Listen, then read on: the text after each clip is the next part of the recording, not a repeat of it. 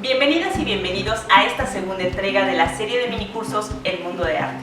El día de hoy vamos a aprender sobre las esculturas, pinturas o grabados para entender los medios. Quiero darles las gracias a todos los que se han registrado y también muchas gracias por estar participando en el sorteo que tendremos de un libro de arte y también en un cupón de descuento para los cursos especializados. Si quieren participar, lo único que tienen que hacer es tomar una foto o un video tomando este curso y etiquetarnos en Instagram o en Facebook. Quiero dar las gracias también a los centros educativos e instituciones culturales que nos han hecho el favor de compartir nuestro curso. Los invitamos también a que compartan ustedes el curso con las personas que crean que les pueda interesar aprender sobre el maravilloso mundo del arte. Así que adentrémonos el día de hoy a los medios. ¿Por qué es importante estudiar los medios? El estudio de los medios es parte de los fundamentos que nos hacen comprender el comportamiento del mundo del arte. Conocer los instrumentos por los cuales los creadores se expresan es parte primordial de nuestra tarea como espectadores, porque en definitiva, los medios forman parte de las obras y ayudan a transmitir correctamente el mensaje que cada artista desea tratar o abordar.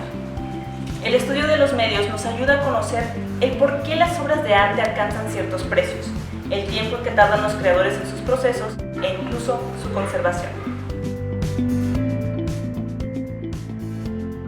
¿Qué son los medios?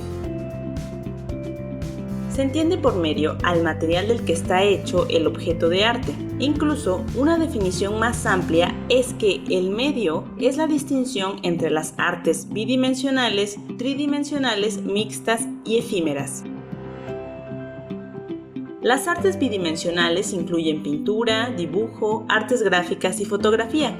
Las artes tridimensionales son la escultura, la arquitectura, artes ornamentales, utilitarias, entre otras.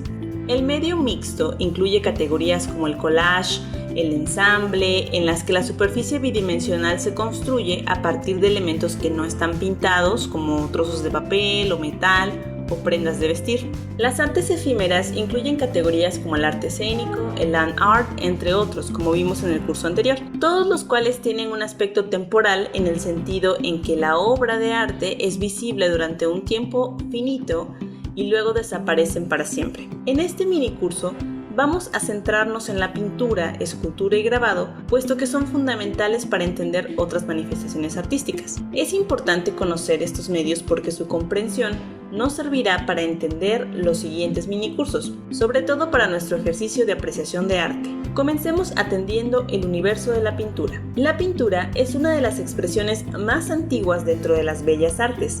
Su origen nos remonta a las pinturas rupestres diseminadas por todo el planeta y que se mantienen vigentes como obras de arte. Nace de la necesidad creativa del ser humano por expresarse a través de un medio visual. Utiliza un conjunto de técnicas y materiales para plasmar sobre una superficie determinada una composición gráfica según ciertos valores estéticos. La pintura conjuga elementos de la representación plástica como las formas, los colores, las texturas, la armonía, el equilibrio, la perspectiva, la luz y el movimiento. Más adelante abordaremos dichos elementos en el curso de apreciación de una obra de arte. Dentro de la historia del arte, las pinturas pueden clasificarse de diferentes formas según temas, periodos históricos, corrientes artísticas y materiales o técnicas. Por ejemplo, una pintura puede abordar temas sociales, puede pertenecer a la época colonial, ser de la corriente surrealista y haberse realizado en óleo. A lo largo de la historia se han utilizado multitud de técnicas dentro de la pintura. Entre las más significativas se encuentran el óleo, la acuarela, el temple y el fresco. Dependiendo del material disolvente y aglutinante, tenemos distintos tipos de pintura con cualidades diversas. Cada una de ellas nos ofrece distintos resultados cuando se mezclan los colores y se aplican. Pintura en acrílico. En la pintura acrílica, los pigmentos se mezclan con una sustancia plástica llamada polímero de acrílico. Aunque las pinturas acrílicas se disuelven con agua, una vez secas son resistentes a ella. Este tipo de pintura, surgido en la primera mitad del siglo XX, seca muy rápido, cambiando ligeramente su tonalidad cuando se fija definitivamente. Pintura en óleo. La pintura al óleo disuelve sus pigmentos en aceites vegetales. La principal particularidad del óleo respecto a otras técnicas es que tarda mucho en secar. Esto hace que sea genial para realizar mezclas y trabajar colores, pero puede alargar muchísimo el proceso. Acuarela. La acuarela fija los pigmentos en goma arábiga, un material extraído de las acacias. Se disuelve en agua y su composición la hace perfecta para adherirse al papel. La acuarela construye tonos claros, poco saturados, ya que los pigmentos están muy triturados y diluidos. Dentro de las 5 pinturas más famosas de la historia se encuentran 1. Mona Lisa de Leonardo da Vinci, fecha estimada 1503 a 1519. Ubicación: Museo del Louvre, en París. 2. La Última Cena de Leonardo da Vinci, fecha estimada 1495 a 1498. Ubicación: Santa María de la Grazie, Milán, Italia. 3. La Noche Estrellada, de Vincent van Gogh, fecha 1889. Ubicación: Museo de Arte Moderno de Nueva York. 4. El Grito, de Edvard Munch, fecha 1893. Ubicación: Museo Nacional de Oslo, Noruega. 5. Guernica, de Pablo Picasso, fecha 1937. Ubicación: Museo Reina Sofía en Madrid. Datos curiosos de la pintura. El cuadro más grande de la historia es la Batalla de Gettysburg, 1883. Fue dibujado por Paul Philippot y mide 125 metros de largo por 21 de alto, pesando además 5.349 kilos. La pintura puede durar muchos años, y muestra de ello son las pinturas rupestres. En Indonesia se encontraron escenas de caza que fueron creadas hace 44.000 años aproximadamente.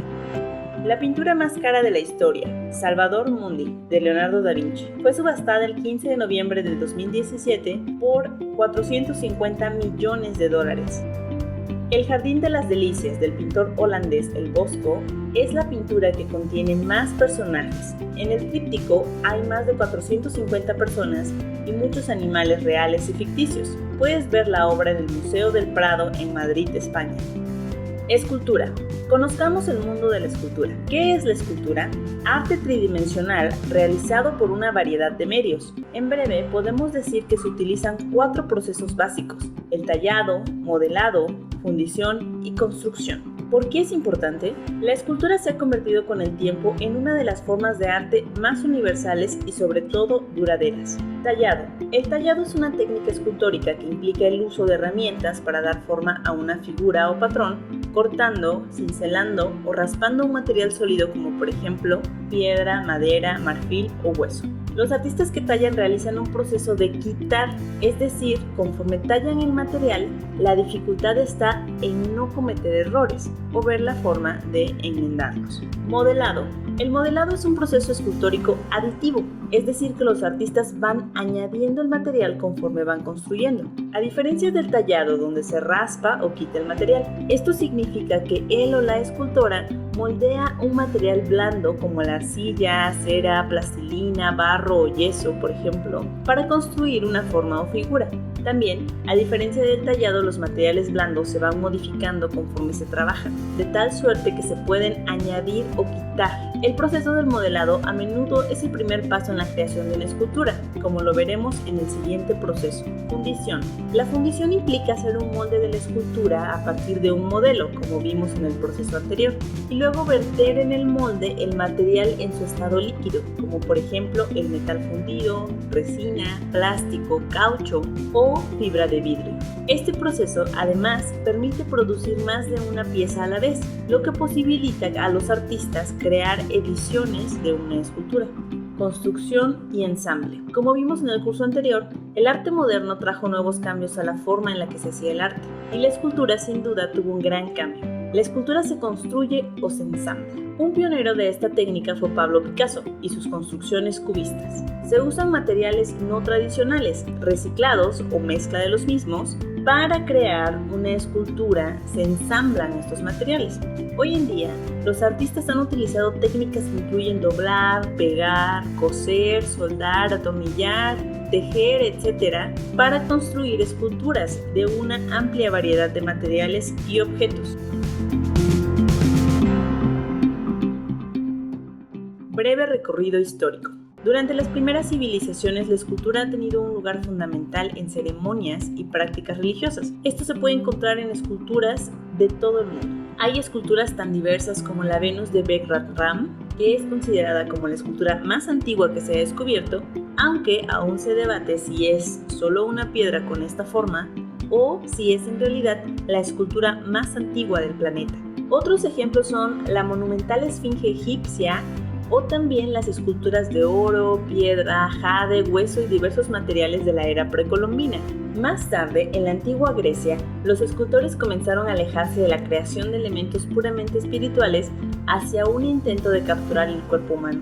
Este movimiento tuvo una profunda influencia en todo el arte que siguió hasta el siglo XX. La Venus de Milo es la escultura que más representa este periodo. Bronce a la cera perdida. El proceso de fundición de cera perdida se ha utilizado durante muchos siglos. Probablemente comenzó en Egipto y después la técnica se conoció en China, se expandió a Mesopotamia, hasta la antigua Grecia y de ahí se extendió por Europa y se sigue usando hoy en día. Como vemos en este diagrama, se trata de la creación de un molde de cera dentro de un núcleo de arcilla y cuando este se calienta la cera se drena y se pierde, por así decirlo. El metal fundido entonces se vierte y después de otra serie de procesos se obtiene una escultura final. Aquí vemos algunos ejemplos de obra producida con esta técnica el día de hoy. En el Renacimiento, los escultores volvieron al estudio de la forma humana, intentando representarla en todo su esplendor, de forma casi idealizada, pero manteniendo su aspecto realista. Miguel Ángel y sus esculturas La Piedad y el David son de las obras más reconocidas de este periodo. En el siglo XX, los artistas y escultores se alejaron de los temas tradicionales del naturalismo y la representación humana, con el uso de materiales nuevos, como los objetos de Marcel Duchamp o la cinética de Alexander Calder. La escultura en los últimos años ha adquirido una definición aún más amplia, y conceptos como el land art, la escultura hiperrealista y el uso de la escultura y sus técnicas en la producción cinematográfica de efectos especiales han dado un revuelo a cómo se usa la escultura hoy en día. Dentro de las 5 esculturas más famosas del mundo se encuentran 1. El David, de Miguel Ángel. Es probablemente la escultura más famosa del mundo, además de la más reproducida de la historia. Fue esculpida entre 1504 y 1505 en un bloque de mármol. 2. La Estatua de la Libertad. Símbolo de Nueva York, su nombre original es La Libertad Iluminando el Mundo y fue un regalo que Francia hizo a Estados Unidos en 1886 para conmemorar el centenario de la Declaración de Independencia. Fue diseñada y construida en Francia por el escultor Frédéric Bartholdi en colaboración con el ingeniero Gustave Eiffel. 3. Esfinge de Giza. Es una monumental escultura que se encuentra situada junto a las pirámides de Egipto. Es considerada la escultura monolítica más grande. Mide 57 metros de longitud y 20 metros de altura. La estatua monumental más antigua del planeta. 4. La Piedad. La Pietà o la Piedad es una escultura realizada en mármol por Miguel Ángel entre 1498 y 1500 para San Pedro del Vaticano. Representa a la Virgen María sosteniendo en su regazo a Cristo, descendido muerto de la cruz. 5. Venus de Milo. La Venus de Milo es la escultura griega más famosa del mundo. Se le conoce también con el nombre de Afrodita de Milos. Afrodita es la diosa del amor y la belleza, y debe su nombre a la isla griega donde se encontró semi-enterrada en 1820. Esta escultura es una de las mejores representaciones del periodo helenístico, caracterizada por la falta de los 2 brazos. Grabado. ¿Qué es el grabado? Una obra de arte en papel realizada por cualquier método que implique la transferencia o impresión de una superficie a otra. Este tipo de disciplina artística se crea sin dibujar directamente en papel, sino a través de un proceso de transferencia. Generalmente existen múltiples copias. Al grabado se le conoce como originales múltiples. Esto porque a pesar del tiraje, la realización requiere de un proceso artesanal, de la maestría, capacidad de dibujo y huella del artista. Los artistas comienzan creando una composición en otra superficie, como el metal o madera, por ejemplo, y la transferencia se produce cuando esta superficie se entinta y pasa por una prensa o algún sistema de presión, y así se reproduce la imagen en una hoja de papel. Las 4 técnicas más comunes del grabado son la xilografía, el grabado sobre metal, la litografía y la serigrafía. Xilografía. Grabado en relieve. Es una técnica de grabado que implica imprimir una imagen tallada en madera. La imagen se talla en la madera con herramientas como cinceles, gubias y cuchillos. Las áreas elevadas de la imagen se entintan e imprimen, mientras que las áreas recortadas o huecas no reciben tinta y aparecen en blanco en el papel impreso. Los grabados en madera se pueden imprimir en una prensa o a mano, usando una cuchara o herramienta similar para frotar la parte posterior del papel. La impresión en madera se usó en Europa desde el siglo VII. Al principio era para imprimir en textiles, aunque las imágenes se imprimieron en papel a finales del siglo XIV. Grabado sobre metal. Es una técnica de grabado que utiliza la acción química para producir líneas incisas en una plancha de impresión de metal que luego retiene la tinta aplicada y forma la imagen. Una aguja de grabado es una herramienta de punta fina que se usa para dibujar en la placa de metal que ha sido recubierta con una capa delgada de tierra cerrosa, haciendo una superficie fácil de dibujar. Cuando la placa se coloca en ácido, la base protege las áreas cubiertas, mientras que las líneas trazadas exponen la placa y son incisadas o mordidas, por así decirlo, por el ácido. Después de quitar el recubrimiento, la placa se entinta, llenando solo las líneas incisas. El papel húmedo se coloca en la placa y pasa por una prensa, forzando el papel en las líneas incisas para recoger la tinta. Agua fuerte, agua tinta, mesotinta, entre otras técnicas. Litografía, grabado en plano. La litografía es un proceso planográfico, es decir, la impresión se realiza desde una superficie plana. Se basa en el antagonismo natural entre el aceite y el agua. El término se deriva de las palabras griegas piedra, litos y dibujo, gráfico. Ciertamente utiliza una piedra plana o placa de metal sobre la cual se trazan las áreas de la imagen usando una sustancia grasa para que la tinta se adhiera a ellas, mientras que las áreas sin imagen se vuelven repelentes a la tinta. Cuando la imagen grasosa está lista para imprimirse, se aplica una mezcla química a través de la superficie de la piedra o placa para unirla de manera segura. Esta superficie se humedece con agua, de modo que un rodillo cargado con tinta a base de aceite se desliza sobre la superficie y la tinta solo se adhiere al área de la imagen receptiva a la grasa. Luego se coloca en papel contra la superficie y la placa se pasa por una prensa. La litografía se inventó a finales del siglo XVIII. Su invención hizo posible imprimir una gama mucho más amplia de detalles y áreas de tono de lo que era posible con métodos anteriores de grabado. También facilitó la impresión de color. Se pueden aplicar áreas de diferentes colores en cada placa y sobreimprimirlas en la misma hoja. Serigrafía. La serigrafía artística es una variedad de impresión que usa una pantalla hecha de tela, de seda o sintética, estirada firmemente sobre un marco. El primer paso es estirar y unir una tela tejida, originalmente de seda pero ahora más comúnmente de material sintético, firmemente sobre un marco de madera para crear una pantalla. Las áreas de la pantalla que no forman parte de la imagen se bloquean con una variedad de métodos basados en plantillas. Luego, se usa una escobilla de goma para presionar la tinta a través de las áreas desbloqueadas de la pantalla, directamente sobre el papel. Luego, la tinta o pintura traspasan la tela e imprimen la imagen deseada. Las áreas que no se imprimen en la tela están bloqueadas por una plantilla. Esto se puede crear pintando con pegamento o laca, aplicando una película adhesiva o papel, o usando una resistencia sensible a la luz en la pantalla que luego se revela como una fotografía. La serigrafía se ha utilizado comercialmente desde 1920, pero comenzó a ser utilizada por artistas en 1930 y entonces el término serigrafía se usó inicialmente para denotar la impresión de un artista, en oposición al trabajo comercial. Ha sido ampliamente utilizado por los artistas como una técnica de grabado desde la década de 1950. Ahora conoceremos las nomenclaturas más comunes del grabado. Bon à tirer, lista para tiraje o lista para imprimir. El BAT es la prueba definitiva que alcanza los estándares y objetivos del artista. Sirve como modelo para el tiraje de edición. El BAT puede ser impreso por el impresor bajo la supervisión del artista. En determinadas técnicas puede no haber un BAT. El tiraje es la parte esencial de la edición y enumera las ediciones que circularán en el mercado del arte. Están identificadas por una fracción en números, firmada y fechada. El tiraje debe ser completamente uniforme y fiel al BAT. Pruebas de artista o pruebas de autor son impresiones aparte del tiraje e impresas para el uso personal del artista. No pueden exceder el 10% del total de la edición y se marcan con un PA o P/A y un numerador y denominador en números romanos. Prueba de taller. Estas son pruebas fuera del tiraje reservadas para ser propiedad del taller donde se imprimió la edición. Deben marcarse PT o P/T.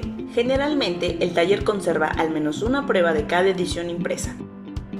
En resumen, los medios permiten expresar de manera adecuada el mensaje de cada uno de los creadores. Existe una variedad muy grande actualmente de medios para los creadores contemporáneos, lo que ha permitido acercar a un mayor número de audiencia al arte. Pero cada medio exige un grado de maestría y estudio que podremos analizar más adelante cuando descubramos lo que hay detrás de una obra y su valor.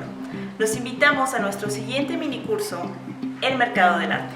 Hasta la próxima.